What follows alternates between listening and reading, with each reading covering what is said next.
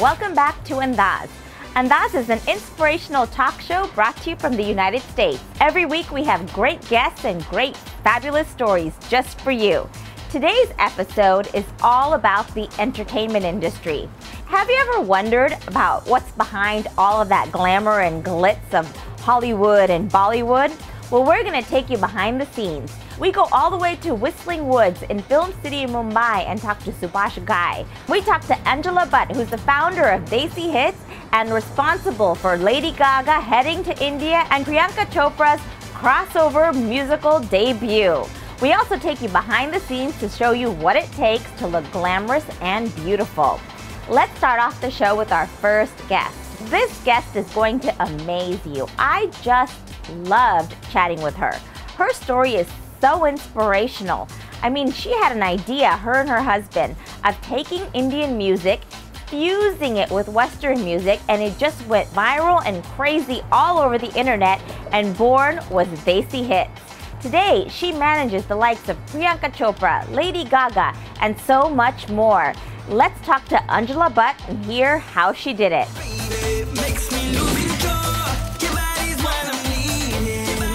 You have achieved phenomenal success. Oh, you had this vision of creating a company that was going to help artists get out there, cross boundaries, take people from Hollywood, put them in Bollywood, vice versa, from Bollywood here, and you've achieved it. It's not an easy endeavor. Wow, well the story actually goes way back to when I was a child. I think because I grew up in such a racist environment, I always thought, wow, if there were role models that looked like me or were South Asian, then maybe people would be more understanding of our culture and who we are. Right. So years and years ago, when I was probably about 7 or 8, I thought if there was anything I ever wanted to do in the world, it would be to change pop culture and bring South Asians to the forefront. And given that we're 1/5 of the world's population, you would think that would be an easy thing to do. You would think. I mean, I've worked with, Lady Gaga, I've worked with Britney, I've worked with Enrique, I've worked with Nicki Minaj, I've worked with so many huge stars, right. Pussycat Dolls, and getting them to do something that embraces our culture. I never sort of thought about it at the time. I remember when I first put Nicole Scherzinger from the Pussycat Dolls in saris, I never thought, oh, I'm kind of bringing my culture to them and, right. and including that. It was it was embedded in who you were. Exactly. That moment that you started Desi Hits, where did you think you were going to be? My husband and I were at this party. We met all these young South Asian kids, and they were kind of like, oh, we're not into Indian music, we don't like any of that. And we were like, really? That's kind of so sad. I know. And it reminded me of me growing up. My husband came home that night and he was kind of saddened by it, and I was a bit saddened by it.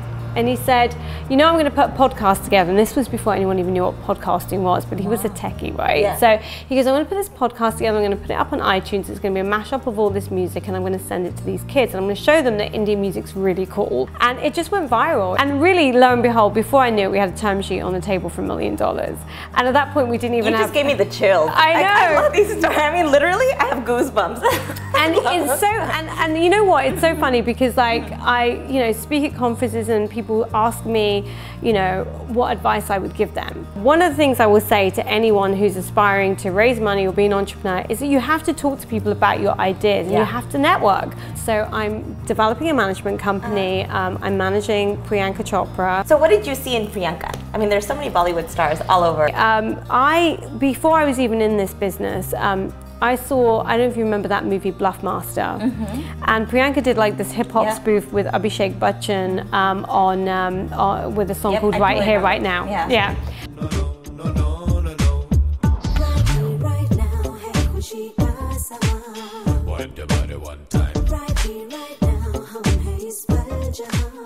And I remember looking at it, and this was before I was even in this business. This was before Desi Hits. This was before everything. And I remember looking at the TV set going, oh, she's really hot, right? Yeah. And I just thought, wow, if she could sing, she'd be amazing. Salim and Suleiman were talking to a good friend of mine and somebody that worked for my company who now runs Universal Music Group in India, Dave Raj. And I was saying to Dave Raj, I would really love to sign someone like Priyanka Chopra. She would be exactly the kind of girl that I would want to sign, but I wonder if she can sing. Next thing we know, I'm getting a demo tape from Salim and Suleiman, and I was like, oh my gosh, she can sing!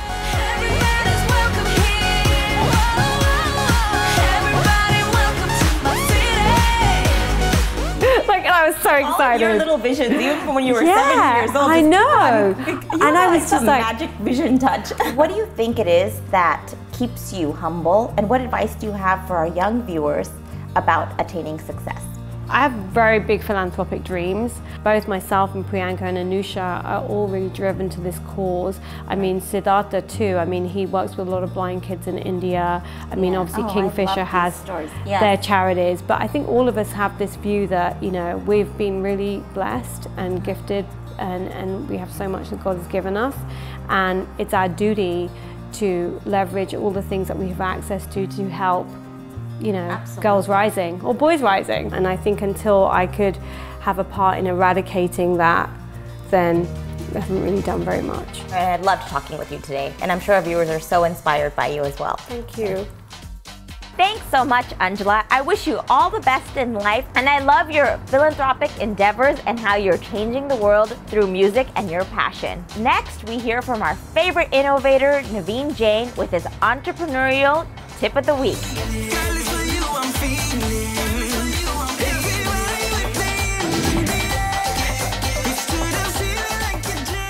The best thing you have between yourself is the mutual trust. And almost every relationship or every business starts with a trust and grows with a trust. So you need to have that continued mutual trust between themselves. And remember, you'll have to take a risk to be successful. When your spouse comes to you with a brilliant idea, that could be the next Intel. Let that person go out and execute on their brilliant vision and trust their judgment. Andaaz, brought to you by Basic Ayurveda, your source for Ayurvedic juices. Piatek Institute, the art of medicine, the science of weight loss. Worried about your neighbors or who your child is spending time with? Or perhaps who your daughter is dating? Get your free Intellius background check from AndaazTV.com. Andaaz, brought to you by Gehi and Associates, for all your immigration matters. Silk Threads, the name says it all.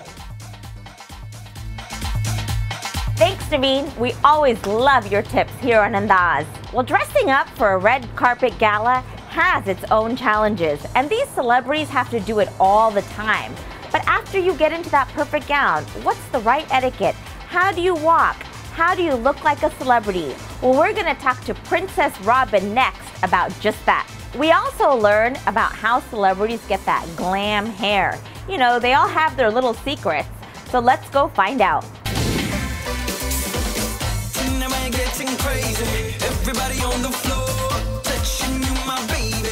Hi, I'm here in Palo Alto with Robin, and we're headed to the San Francisco Ballet Gala tonight, one of the most prestigious and glamorous events in all of the Bay Area.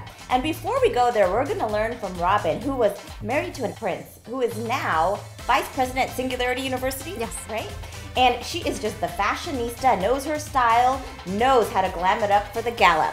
Hi, Robin. Hi. Welcome to Andaaz. Thank you. Okay, so I can't wait to jump right in here. Isha and I are all dressed up. We hope we did a good job because we don't know how to be classy for a gala. So It's perfect. it's perfect? Okay, Perfect. great. So just some tips, like let's just jump right in. If somebody is getting ready to go to one of these galas and it's their first time, what advice do you have for them for picking the perfect outfit?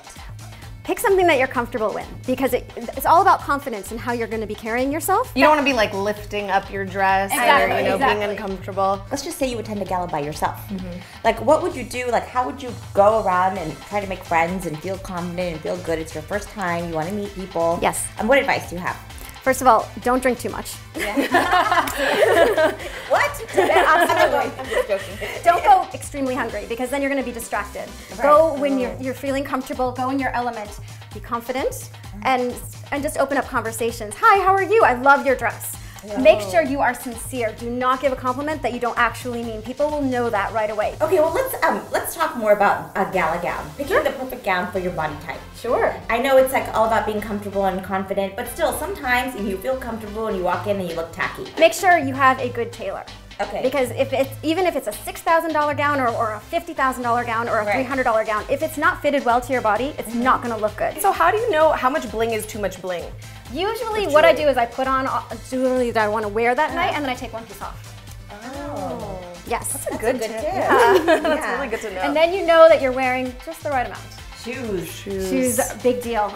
So not only do they need to be beautiful, but they need to be comfortable. If they're pinching your feet or they're a little bit too high for you, you're going to be miserable because some of these galas last 8, 9, 10 hours, and you're dancing and you're moving around and you're socializing. Within half an hour, your feet are killing you. Oh yeah, I know.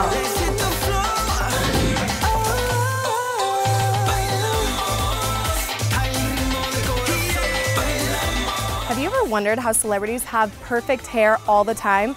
Well, it might not always be natural. I'm here at Mill Valley Salon in San Francisco, which Allure magazine named as one of the top 10 places to get hair extensions in the country. So follow me and let's go check out the process. Tell us about this hair. It's just beautiful. All the hair is natural. It's got a natural wave to it, so it'll give you a lot of fullness. We're proud to say there's no glue, there's no heat, and there's no damage. You want to get started? Yeah. You won't feel them. They're flat to your head, so you don't have any bumpiness, and it's just like your own hair, but better. You can still have a guy run his fingers through. You don't have to fuss with it as much as you normally would with your own hair. It just holds a style a little bit better. You'll see. I love your hair. Oh my God, you look amazing. But this just made it so much more full and so much silkier. Well, you look like a goddess right now with your long locks. Yeah. Okay. Oh my God. Well, now that we learned how to dress up for the red carpet and get that glamorous hair, there's another little secret that many celebrities use in this industry. In this industry, you have to always put your best foot forward and do what works for the camera. So what's common is cosmetic surgery. We're going to take you behind the scenes where we meet Dr. Kanodia in Hollywood and talk to him about cosmetic surgery. He is one of the top cosmetic surgeons in Hollywood. Let's go check it out.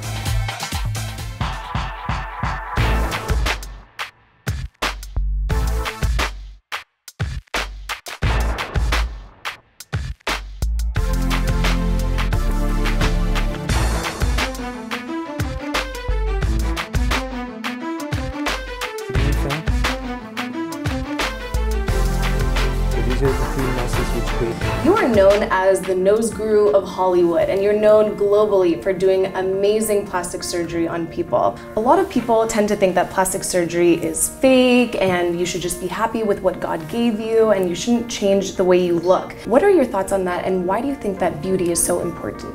I said, you know, God knew what he was doing. Yeah. He was in a hurry. So He was in a little bit of a hurry. A little bit of hurry. He didn't finesse it. I'm going to finesse it. I mean, we have this stigma about beauty that it's superficial. It's not. It's one of the most deepest thing ingrained into our culture, into our history. When you get up in the morning and you look at yourself in the mirror, you're going out to work, and you look at yourself, and there are certain days you look and say, I look good. Yeah. And you feel there's a sense of euphoria, there's a sense of happiness, which is, you know, it sort of fills you. It fills you, yeah. Changes your aura. One of the things you asked me, the why change? I don't change. Right. I look at every face as a Rembrandt. It's a beautiful painting. What can I do to tweak it? I don't believe in changes. I don't like to take a Rembrandt and change it to a Kanodia. I don't. Right. I keep the original Rembrandt and just refine it. And yes, there are times where the desire or the analysis is incorrect. And I would say so. I say, look, you look beautiful the way you are. And the key word when I talk in consultation, I say, you know, I'm just going to do a little bit. Let's just pick it up a little bit, refine it a little bit, and that's what the art is. And that little difference can change everything for them. One of the greatest things about good plastic surgery is that it's not recognizable by the human eye. Yeah. Great. So do you have an inspirational story that you can tell our viewers about one person that came in that was just so insecure about the way that they looked and wanted to come to you to change something about them, and that maybe later down the line after, you know, the cast came off, their whole personality changed and they just became a whole different person? One of them, the biggest story is a celebrity, so I can't mention the name, and if you do the research you can find out. I mean, it changed her. She was a younger sister of a very famous older sister, and she always was in the shadow of the older sister, and the moment I did the nose, and the parents said, what you did in 1 hour, we haven't been able to do it for 19 years, you know. That's what I love about this. Yeah. If at 16 and 17 and 18, you can do that little tweaking and just make them happy.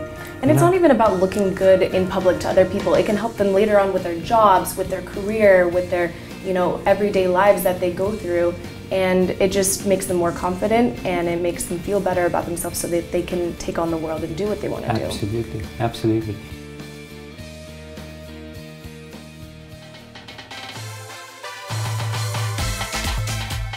Well, thank you so much. One of the things that you will find all over Los Angeles is people are fit and they're glowing and they look beautiful.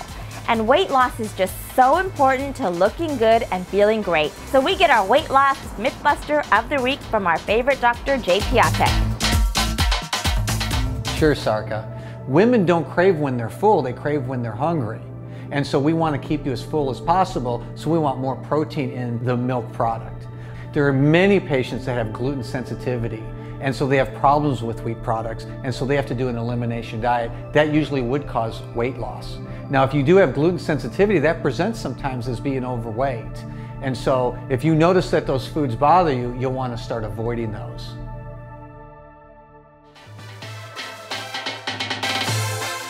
Brought to you by Jocks, core support shorts, reduce back pain, and get active.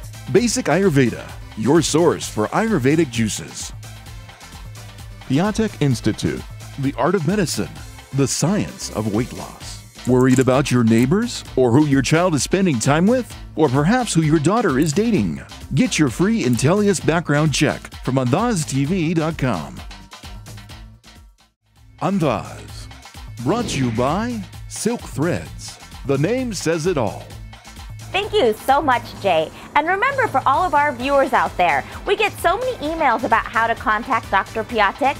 You can go to his website and contact him, and he can give you your phone consultation. So check out his website for more details. There's another side to this entertainment industry. It's not all about being in front of the camera. Some of the greatest minds and most brilliant artists of the world work behind the scenes in creating those beautiful films and television shows that you see. In fact, we were recently at an event where the producer of the Titanic and Avatar said, "The greatest art sometimes is created by your dreams." Imagine taking your dreams and turning them into reality. Well, we head to Mumbai, where we talk to director Subhash Ghai at the Whistling Woods about how artists are made. Let's go check it out.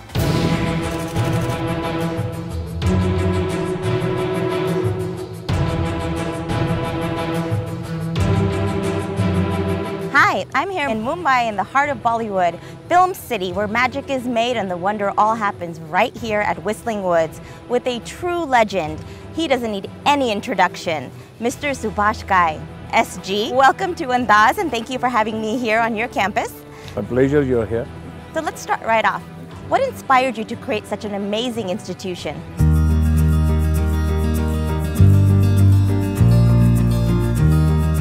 You see, I have been working in the movie industry for the last 35 years and I made 18 movies, and out of 18, the 14 have been blockbusters.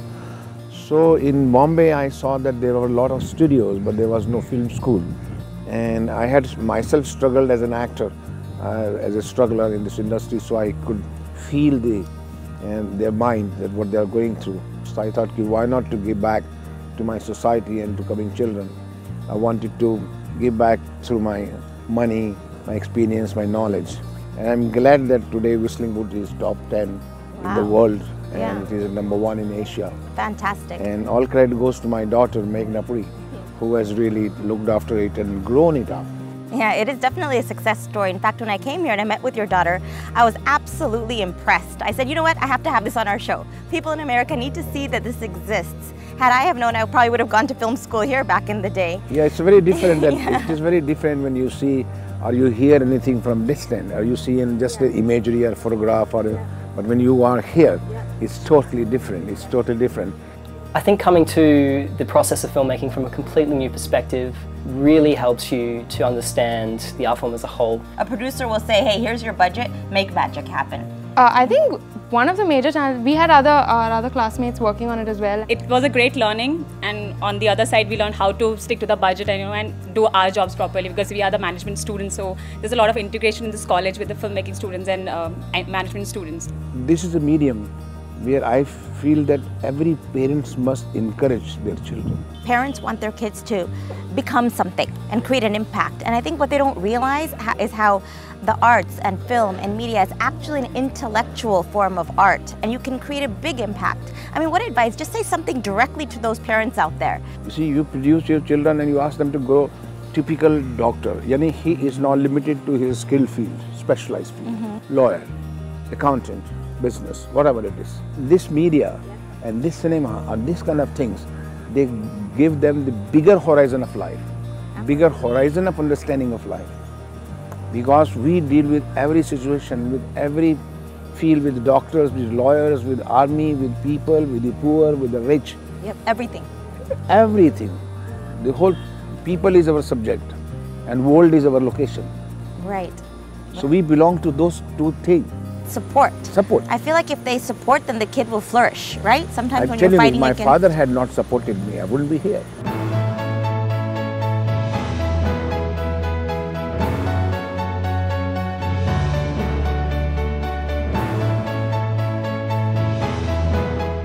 You see, the acting or these things develop you as a person, apart from this whatever specialized course you are doing. Have that free, independent lifestyle, get exposure in the world, meet different people, different cultures. I think that's what's most important. Things that used to intimidate me before don't anymore. Most importantly, the camera is my best friend. Never really got any exposure to that before we started doing films, and so we just had to learn as we went by. We had to learn after making all the mistakes, so we had to learn from our mistakes and then try to correct it. But it's on celluloid. It's for everyone to see all our mistakes that we've made. There has to be an art. Every human being has been born as a creative. Only we snub him. Yeah. We snub him, no, you're not creative, it's not your job. For parents, my advice is that they must allow children what they want to do, which profession they want to join. And children also start discovering, they change their mind. And I know internationally, parents probably become a little afraid of sending their kids off to school in India. And being here, I feel like they should have no fear. I mean, what advice do you have for them? I think this is a fantastic, safe location, good school. What can I say? They have to visit here. Yeah, they have to visit. Feel themselves. Then me selling the program or selling the institute part of it. The course here actually gives you a really well-rounded understanding of all of the processes within the filmmaking. Audiovisual, we have journalism, we have PR and events, and we have advertising. Well, thank you so much. You gave us such fabulous words of wisdom and great advice.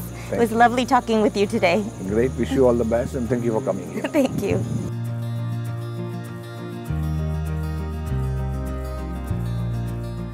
Well, every week here in Andaaz, we have a fabulous find just for you. Have you ever been to a restaurant and found a favorite dish? Well, you can type it right into the MyPref app. It'll pull up all of the locations around you with restaurants that carry that exact item. I know sometimes I'm on the road and I'm like, I want that saag paneer. Well, I can type in saag paneer into my app and it'll pull up all the restaurants around me that carry saag paneer and their entire menu. So make sure you get your MyPref app. Well, I hope you all enjoyed our show today and feel a little bit more knowledgeable about the entertainment industry. We'll see you next week with more great guests and inspirational stories. And before we wrap up the show today, we check out the winner of the Fun Asia Beauty Pageant in Dallas, Texas. Let's go take a look. Everybody on the floor.